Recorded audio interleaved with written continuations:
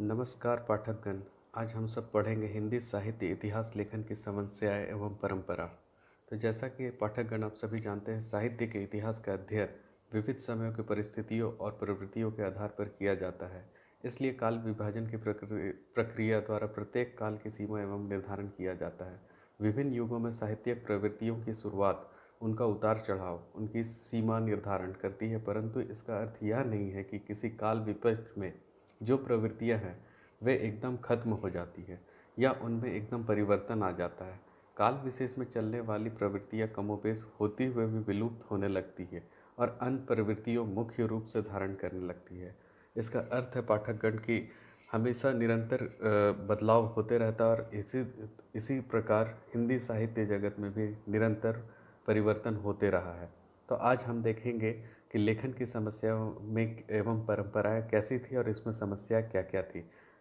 तत्पश्चात सबसे पहले देखेंगे हिंदी साहित्य और इतिहास लेखन में काल विभाजन की समस्या।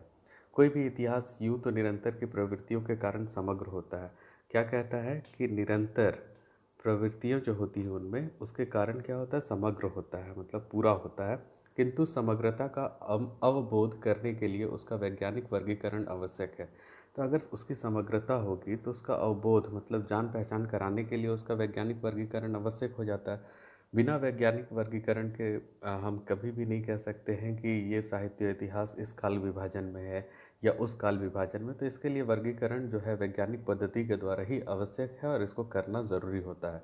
इसी दृष्टि से काल विभाजन की समस्याएं साहित्य और इतिहास लेखन में महत्वपूर्ण हो जाती है।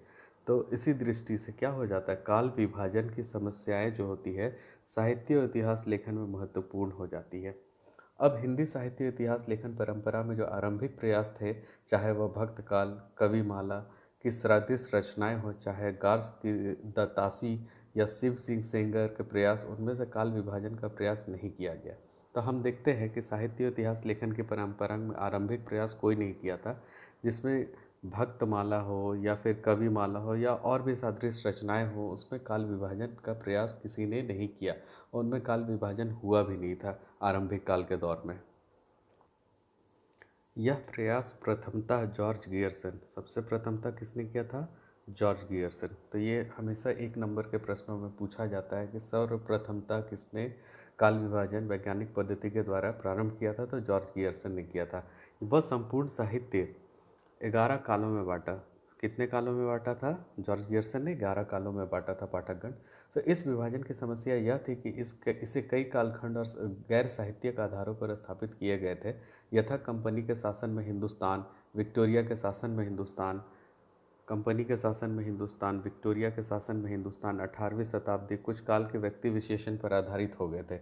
यथा जयसी की प्रेम कविता, तुलसीदास इत्यादि, उन्होंने पहले काल अर्थात चरण काल के निश्चित समय 700 से 1300 ईस्वी तो बताया, किंतु शेष कालों का निश्चित विभाजन ना कर सके। तो आप देखते हैं पाठकगण कि विक्टोरिया ने शासन में हिंदुस्तान को 18वीं शताब्दी में बांटा था। कंपनी के शासन में हिंदुस्तान था जो जॉर्ज गियर्सन के आधार पर था। फिर उसके बाद हम देखते हैं जायसी की प्रेम कविता तुलसीदास जो थी उसके आधार पर बटा था। तो उन्होंने पहले काल अर्थात चरण काल की निश्चित समय 700 से 1300 ईस्वी बताई थी। कितनी बताई थी, 700 से 1300 ईस्वी बताई थी, किंतु शेष कालों का निश्चित विभाजन ना कर सके थे। तो अब भी अधूरा ये काल विभाजन था और जिसके कारण क्या हो गया कि इसे पूरा करना आवश्यक था वैज्ञानिक पद्धति के आधार पर। सो कुल मिलाकर विभाजन अव्यवस्थित ही रहा था उस समय तक जब जॉर्ज गियर्सन ने काल विभाजन किया। उसके बाद बहुत सारे विद्वान आए और उसके बाद काल विभाजन किया, लेकिन काल विभाजन कुल मिलाकर अभी तक अव्यवस्थित रहा था। आगे हम देखते हैं पाठकगण कि काल विभाजन का अगला प्रयास किसने किया था, तो मिस्र बंधु ने किया था।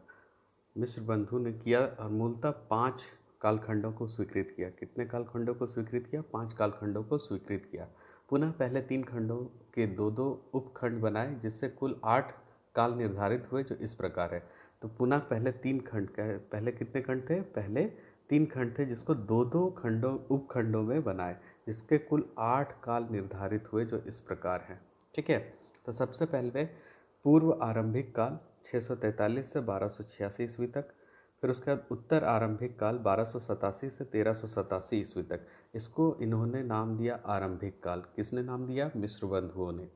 फिर उसके बाद हम देखते हैं कि पूर्व माध्यमिक काल जो 1388 से लेकर 1503 ईस्वी तक, और प्रौढ़ माध्यमिक काल जो 1504 ईस्वी से लेकर 1624 ईस्वी तक। इनको मिस्र बंधुओं ने नाम दिया मध्यमिक काल। क्या नाम दिया? मध्यमिक काल। और उसके बाद हम आगे देखते हैं कि पूर्व अलंकृत काल 1624 ईस्वी से 1733 ईस्वी तक, और उत्तर अलंकृत काल जो 1734 ईस्वी से 1832 ईस्वी से। तो इसका नाम रखा गया अलंकृत काल। क्या नाम दिया मिस्र बंधुओं ने? अलंकृत काल। और उसके बाद परिवर्तन काल जो कि 1833 ईस्वी से 1868 ईस्वी तक, और वर्तमान काल जो 1859 ईस्वी से अद्यतन अभी तक जो चल रहा है वो वर्तमान काल है। तो पाठकगण, हम लोग देखते हैं कि इन्होंने कितने कालखंडों में बांटा था मिस्र बंधुओं ने? तो 8 कालखंडों में बांटा था, और 8 कालखंडों में पहले 3 खंडों को 2-2 भाग में उपखंडों में बनाया था, जिसमें 8 कुल निर्धारित हुए थे। तो मिस्र बंधुओं के अनुसार यही 8 कालखंड हैं। तो हमने देखा पाठकगण कि जो मिस्र बंधु ने 8 कालखंडों का जो विभाजन किया था, तो इस काल विभाजन की मूल समस्या यह कि यह अत्यंत जटिल व इसका पर्याप्त तार्किक व वैज्ञानिक आधार नहीं है। तो इसका कोई भी पर्याप्त तार्किक आधार नहीं था, ना ही वैज्ञानिक आधार था। इन्होंने 8 कालखंडों में विभाजन कर दिया था। फिर हम देखते हैं पाठकगण कि हिंदी साहित्य के काल विभाजन का सबसे ठोस प्रयास आचार्य शुक्ल ने किया। किन्होंने किया सबसे ठोस प्रयास? आचार्य शुक्ल ने किया। वह 900 वर्षों की परंपरा को उन्होंने 4 कालों में विभाजन किया। 900 वर्षों की परंपरा कितने कालों में विभाजन किया? 4 कालों में विभाजन किया। सबसे पहले उन्होंने बोला, जो पहला कालखंड था वीर गाथा काल। क्या उन्होंने बताया? वीर गाथा काल, जो 1050 ईस्वी से 1375 संवत तक बताया। फिर उसके बाद दूसरे नंबर पर भक्ति काल, जो 1375 से 1700 संवत तक। फिर उसके बाद रीति काल 1700 से 1900 संवत। आधुनिक काल 1900 से अद्यतन, मतलब आज तक जितने भी चल रहे हैं वो आधुनिक काल में इन्होंने बताया। तो पूरे 8 कालखंडों जो मिस्र बंधु ने दिए थे, उसे आचार्य शुक्ल ने 4 कालखंडों में विभक्त कर दिया। यह काल विभाजन न केवल वैज्ञानिक है बल्कि जटिलताओं से मुक्त भी है। तो यह काल क्या है? वैज्ञानिक भी और जटिलताओं से मुक्त भी है, क्योंकि इन्होंने कितने कालखंडों में विभाजित किया था? 4 कालखंडों में। तो इसमें समस्याएं मात्र यही आती है कि भक्ति काल के अंत में रीति काल की प्रवृत्तियां दिखने लगती है, व भारतेंदु काल में भी रीति काल की छाया दिखती है। तो सबसे जटिल समस्या यहाँ पे एक चीज़ उत्पन्न हो रही थी कि इसमें क्या हो गया था कि भक्ति काल के अंत में रीति काल दिखने लगी थी, और उनकी प्रवृत्तियाँ क्या हो रही थी? दृष्टिगत हो रही थी। और वहीं भारतेंदु काल में रीति काल की छाप दिख रही थी। तो भारतेंदु काल में किनकी की छाप दिख रही थी? रीति काल की छाप दिख रही थी। इसकी व्याख्या शुक्ल जी ने इन्हें गौण प्रवृत्तियाँ कहकर की थी। तो शुक्ल जी इन्हें स्पष्ट तौर पर नहीं दिखा पाए थे, और इन्होंने कहा था यह गौण प्रवृत्तियाँ हैं, और इसी कारण से ये समावेश नहीं हुआ था। आचार्य हाजरी प्रसाद द्विवेदी ने सामान्यतः शुक्ल जी के ढांचे को स्वीकार किया, किंतु काल विभाजन में थोड़ा परिवर्तन किया। किसने किया ऐसा? हजारी प्रसाद द्विवेदी ने। इन्होंने सामान्यतः शुक्ल जी के जितने ढांचे थे उन्हें स्वीकार कर लिया, किंतु काल विभाजन में थोड़ा परिवर्तन किया। और क्या परिवर्तन किया? उन्होंने आदिकाल की सीमा को कुछ आगे तक बढ़ाया, व इससे भक्ति काल व रीति काल की सीमा स्वतः आगे बढ़ गई। तो इन्होंने क्या किया? सामान्यतः कुछ नहीं किया, सिर्फ आदिकाल की सीमा को कुछ आगे तक बढ़ा दिया था। कितना आगे तक? तो थोड़ा सा आगे बढ़ाया। इससे भक्ति काल व रीति काल की सीमा स्वतः आगे बढ़ गई। इनका काल विभाजन इस प्रकार है। पहला है आदिकाल, जो 1000 से 1400 ईस्वी तक। पूर्व मध्यकाल, जो 1400 से 1700 ईस्वी तक। उत्तर मध्यकाल, जो 1700 से 1900 ईस्वी तक। और आधुनिक काल, जो 1900 से अद्यतन, जो आज तक चला रहा है। तो सबसे पहले अगर हम देखते हैं तो वीर गाथा काल उन्होंने बताया था। जो आचार्य शुक्ल थे उन्होंने कहा था वीर गाथा काल कब से कब तक था? 1050 से 1375 संवत तक। यहाँ पे उन्हें घटाकर क्या किया? 1000 से 1400 ईस्वी तक कर दिया। उसके बाद फिर पूर्व मध्यकाल को 1400 से लेकर 1700 ईस्वी तक, और उसके बाद उत्तर मध्यकाल 1700 से 1900 ईस्वी तक, और आधुनिक काल 1900 से अद्यतन तक। तो वर्तमान समय में सामान्यतः आचार्य द्वय के मतों के सामान्य पर लगभग सहमति कायम हो चुकी है। तो इनके समन्वय पर क्या हो गया? सहमति लगभग कायम हो चुकी है कि इसे मान लिया गया है। तो आज के समय में समस्या यह है कि विगत 150 वर्षों के आधुनिक काल को कैसे उपखंडों में विभाजित किया जाए। तो अब सबसे बड़ा प्रॉब्लम, सबसे विगत क्या है कि 150 वर्षों के आधुनिक काल क्या है, उसे कैसे उपखंडों में विभाजित किया जाए। तो सबसे बड़ी समस्या रही है काल विभाजन को लेकर। चूंकि साहित्य चेतना की तीव्र विकास हुआ है, अंततः काल परिवर्तन अब 300 से 400 वर्षों के स्थान पर 8 से 10 वर्षों में होने लगा है। तो पाठकगण आप देखते हैं कि 8 से 10 वर्षों में कुछ ना कुछ साहित्य में परिवर्तन आते जा रहा है। और पहले क्या था कि 300 से 400 वर्षों में कुछ काल परिवर्तन जितने हुए नहीं थे, उतने 8 से 10 वर्षों में परिवर्तन होने लगे। किंतु अब सामान्य सहमति कायम हो चुकी है कि जिसके अनुसार काल विभाजन इस प्रकार है। तो काल विभाजन क्या है? इस प्रकार है, जो कि आप सब सहमत हो चुके हैं और इसे काल विभाजन को लिया है। सर्वप्रथम भारतेंदु युग, जिसे बांटा गया 1850 से 1900 ईस्वी तक। द्विवेदी युग, जिसे 1900 से 1918 ईस्वी तक। छायावाद 1918 से 1936 ईस्वी तक। प्रगतिवाद 1936 से 1943 ईस्वी तक। प्रयोगवाद 1943 से 1951 ईस्वी तक। नई कविता 1951 से 1960 ईस्वी तक। सठोत्तरी कविता 1960 से अद्यतन अब तक।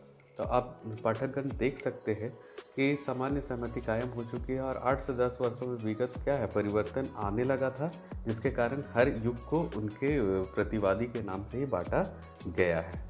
ध्यान से देखें तो 1918 ईस्वी के बाद पूरा विभाजन कविता के केंद्र पर रखकर ही किया गया है। तो पूरा विभाजन किस पर रखकर किया गया है? कविता को ही केंद्र में रखकर किया गया है। जबकि अब गद्य का महत्व अधिक है। तो हमने क्या देखा कि कविता को केंद्र में ही रखकर विभाजन किया गया था, लेकिन गद्य का महत्व धीरे धीरे परिलक्षित होने लगा था। इसलिए गद्य विधाओं का विभाजन अलग से किया गया, जो इस प्रकार है। तो गद्य विधाएं क्या हो गए थे? बहुत ही परिलक्षित दिखाई दे रहे थे, तो इनका भी विभाजन अलग से किया गया, जो इस प्रकार है।